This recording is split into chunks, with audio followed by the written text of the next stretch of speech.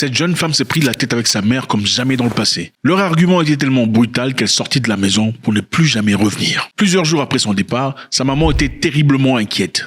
Quand la maman essayait d'appeler sa fille, et le téléphone était manifestement éteint. C'est alors là qu'elle décida d'en parler à son mari et lui demander ensemble d'aller chercher leur petite fille. Pendant qu'ils cherchaient leur enfant, ils partirent la chercher dans la maison d'un jeune pasteur qui était excellent ami à leur enfant. Ils étaient certains de la trouver là-bas puisqu'ils avaient l'habitude d'aller ensemble à la prière. Arrivés chez le jeune pasteur, ils étaient choqués par ce qu'ils avaient vu. C'était le corps sans vie de leur petite fille. Ils trouvèrent le corps de leur petite fille enterré dans la chambre du pasteur. La jeune fille s'appelait Caroline.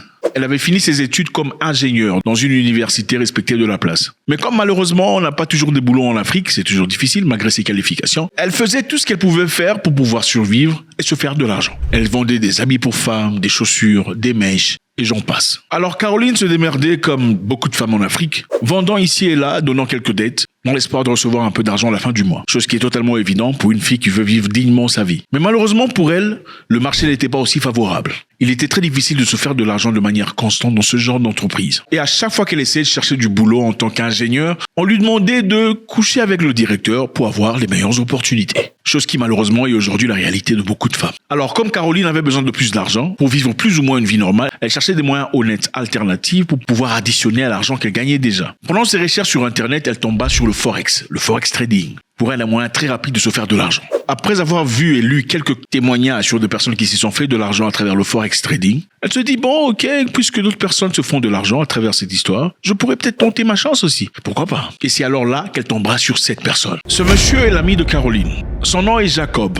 Et comme par hasard, il est le pasteur principal de la jeunesse dans l'église de Caroline. Et d'après lui, avant de devenir pasteur, il était d'abord un trader dans le forex dans le passé et devrait donc avoir beaucoup d'expérience en ce qui concerne le forex. Et donc quoi de mieux comme opportunité de pouvoir apprendre sur comment trader dans le forex. Alors Jacob, dans sa gentillesse de pasteur, dira rapidement à Caroline, je pourrais t'aider à rapidement apprendre comment trader dans le forex. Et contrairement aux professionnels, je ne te demanderai pas beaucoup de choses. Alors Jacob lui dit, je t'apprendrai volontiers sur comment trader sur forex, mais à une condition, tu me paieras, et 50 000 naira, c'est à peine $50. C'est vrai que $50, c'est pas beaucoup d'argent, mais pour beaucoup de personnes vivant dans des conditions difficiles en Afrique, c'est beaucoup d'argent. Le jour d'après, Caroline prit 50 000 naira de l'argent qu'elle avait et le transféra immédiatement dans le compte bancaire de Jacob. Après avoir reçu l'argent, Jacob malheureusement n'apprendra absolument rien à Caroline. Contrairement à ce qu'il avait promis, il n'y avait aucune leçon dont il disposait qui permettrait à Caroline de maximiser ses gains à travers son trading international. Alors elle demanda que Jacob lui rembourse son argent. C'est bizarre, hein, les gens peuvent mentir comme pas possible. Continuons. Et comme tous les Africains qui se respectent, en tout cas la grande majorité, il arrêta de prendre les appels venant de Caroline et ne répondait absolument plus aux messages. Et éteignit la notification des messages. Vous savez comment vous faites généralement quand vous enlevez le tic bleu pour pas que l'on voie ce que vous faites. Très malicieux. Quand une personne n'a pas les tics bleus sur WhatsApp, soyez-en certains, c'est un malicieux. Continuons notre histoire. Alors la colère de Caroline était tellement rude que Jacob avait complètement arrêté de partir à l'église. Ouais, le pasteur arrête de partir à l'église parce qu'il doit de l'argent à quelqu'un. Incroyable, n'est-ce pas? Alors c'est alors là qu'arriva le jour où Caroline se prirent la tête avec sa mère. Il n'est pas très évident si leur conversation ou leur prise de tête était autour de l'argent avec Jacob, mais ce qui est sûr est qu'il s'était vraiment pris la tête comme jamais dans le passé.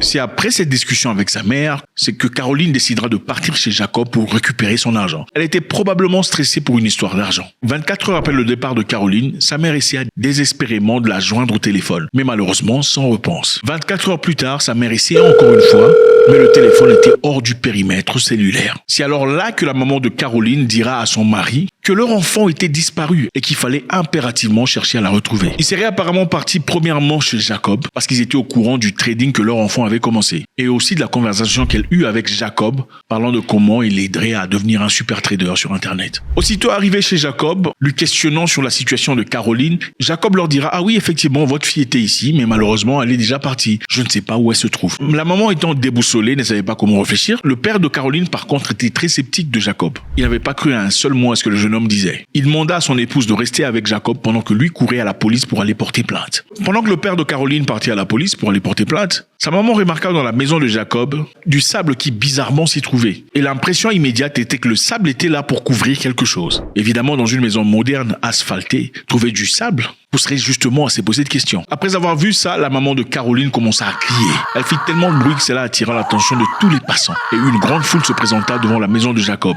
Très rapidement, les gens ont commencé à bouger le sable, retirer la poussière. On découvrit avec horreur le corps sans vie de Caroline, enseveli pour son argent. Ce qui était arrivé en réalité, c'est qu'à l'arrivée de Caroline pour demander son argent, Au lieu de lui rendre son argent, Jacob le pasteur l'étrangla et lui retira sa vie. La police mit les mains sur Jacob et jusqu'à présent, il est en attente de son procès. Quelle leçon peut-on apprendre de cette histoire? Une jeune fille qui cherchait des moyens additifs pour se faire plus d'argent. Faudrait-il faire confiance à ces personnes qui nous parlent de succès financier? Faudrait-il faire confiance à ceux qui se prétendent pasteurs? Qu'est-ce qui établit le pastorat? Qu'est-ce qui sépare un vrai pasteur d'un faux pasteur? Puisque apparemment, ils semblent parler le même langage. Était-elle ignorante du fait qu'un pasteur pourrait être un envoyé du diable? Était-elle en faute d'être partie toute seule demander son argent? Devrait-elle le faire accompagner d'un homme ou d'un être masculin? Pouvait-elle soupçonner qu'un pasteur pourrait un jour devenir un tueur? Quelle est la leçon que vous en tirez? God bless.